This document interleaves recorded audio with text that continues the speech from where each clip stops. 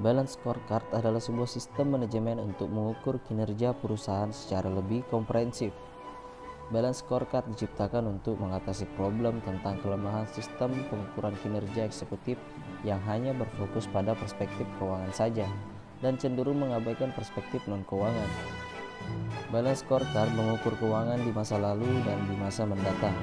Tujuan pengukuran scorecard berasal dari visi dan strategi perusahaan yang dikelompokkan dalam 4 perspektif, yaitu keuangan, pelanggan, proses bisnis internal, dan pembelajaran dan pertumbuhan yang membentuk framework balance scorecard.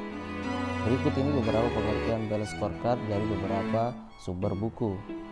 Yaitu pertama, menurut Tunggal 2001, balance scorecard adalah laporan akuntansi yang di dalamnya terdapat 4 faktor dari perusahaan agar perusahaan itu sukses. Yang pertama adalah kinerja finansial, kepuasan pelanggan, proses bisnis internal, inovasi, dan pembelajaran. Dan ada pula menurut Mulyadi tahun 2007, balance scorecard terdiri dari 2 kata, yaitu balance dan scorecard. Scorecard diartikan sebagai suatu skor, maksudnya adalah suatu skor yang akan digunakan untuk merencanakan skor yang diwujudkan di masa yang akan mendatang.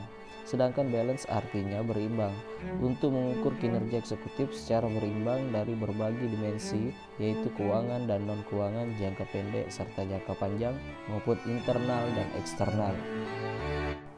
Ada 4 karakteristik balance scorecard menurut Mulyadi, yaitu pertama komprehensif, kedua koheren, ketiga seimbang, keempat terukur.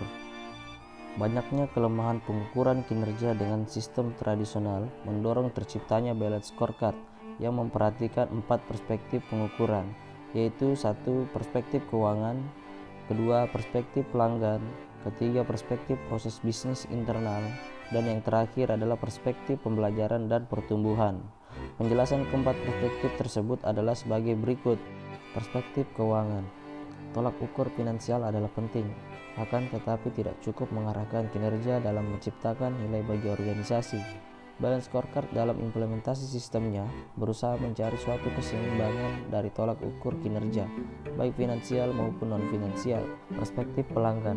Perusahaan melakukan identifikasi pelanggan dan segmen pasar yang akan dimasuki. Segmen pasar merupakan sumber yang akan menjadi komponen penghasilan tujuan keuangan perusahaan. Perspektif proses bisnis internal. Perusahaan biasanya mengembangkan tujuan dan ukuran-ukuran untuk perspektif ini setelah merumuskan tujuan dan ukuran untuk perspektif finansial dan pelanggan. Perspektif pertumbuhan dan pembelajaran. Di dalam perspektif ini mengukur hal-hal yang berhubungan dengan sumber daya manusia. Terdapat 3 dimensi yang harus diperhatikan di dalam perspektif ini, yaitu kemampuan karyawan, kemampuan sistem informasi dan motivasi, dan pemberian wewenang serta pembatasan wewenang karyawan.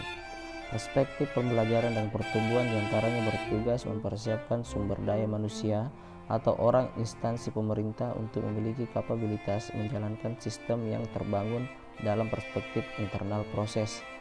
Pada perspektif ini, maka isu kapabilitas individu, kapabilitas informasi, motivasi merupakan medan kerja yang harus dipersiapkan, dimonitoring, dan diukur dinamikanya.